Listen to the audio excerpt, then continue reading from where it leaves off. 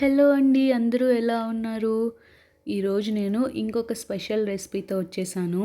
రవ్వ లడ్డు. ఫెస్టివల్స్‌లో స్వీట్ లేకుండా ఎలా చెప్పండి? ఏ ఫెస్టివల్‌కైనా పర్ఫెక్ట్‌గా సెట్ అయ్యే రవ్వ లడ్డూని ఈజీగా చేసేద్దాం. ఫస్ట్ ఒక ప్యాన్‌లోకి 1/4 కప్ వరకు ఘీ తీసుకుని అందులో డ్రై ఫ్రూట్స్ వేసి ఫ్రై చేసుకుని పక్కకి తీసుకోవాలి. ఇలా గోల్డెన్ కలర్ వచ్చేంత వరకు మనం లో ఫ్లేమ్‌లో ఫ్రై చేసుకోవాలి. ఇప్పుడు ఇదే ఘీలో మనం 1½ కప్ వరకు నేను కరాచీ రవ్వ తీసుకున్నాను.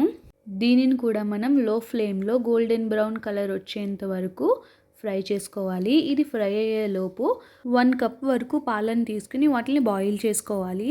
ఇవి బాయిల్ అయ్యేటప్పటికి మనకి రవ్వ అనేది ఫ్రై అయిపోతుంది.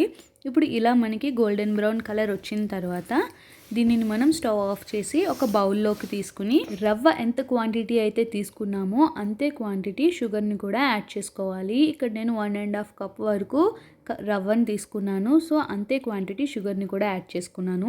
ఇప్పుడు ½ టీ స్పూన్ వరకు ఇలాచీని కూడా యాడ్ చేసుకుని మొత్తం అంతా కలిసేలా మిక్స్ చేసుకున్న తర్వాత మనం ముందుగా బాయిల్ చేసుకున్న పాలని వేడిగా ఉన్నప్పుడే ఈ రవ్వలో వేసుకుని కొద్దిగా యాడ్ చేసుకుంటూ మనం మొత్తం మిక్స్ చేసుకుని ఉండల కింద చుట్టుకోవాలి. ఒకేసారి వేస్తే షుగర్ అనేది కరిగి మొత్తం అంతా మనకి ఉండలు చుట్టుకోవడానికి వీలవ్వదు. సో కొద్దిగా వేసుకుంటూ ఉండలు చుట్టుకుంటూ ఉంటే మనకి లడ్డూలు అనేవి పర్ఫెక్ట్గా వస్తాయి.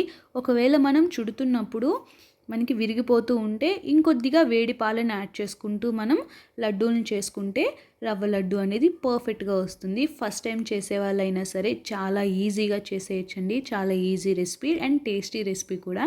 ఎలాంటి అకేషన్కైనా బెస్ట్గా సెట్ అవుతుంది. ఒకసారి ట్రై చేసి చూడండి. ఎలా వచ్చిందో నాకు కామెంట్ చేయడం మర్చిపోకండి. అలానే లైక్, షేర్ అండ్ సబ్స్క్రైబ్ కూడా చేసుకుని పక్కనే ఉన్న బెల్ని కూడా క్లిక్ చేస్తే నేను చేసే రెసిపీస్ అన్నీ మీకు నోటిఫికేషన్లో ఈజీగా వచ్చేస్తాయి. Thank you for watching.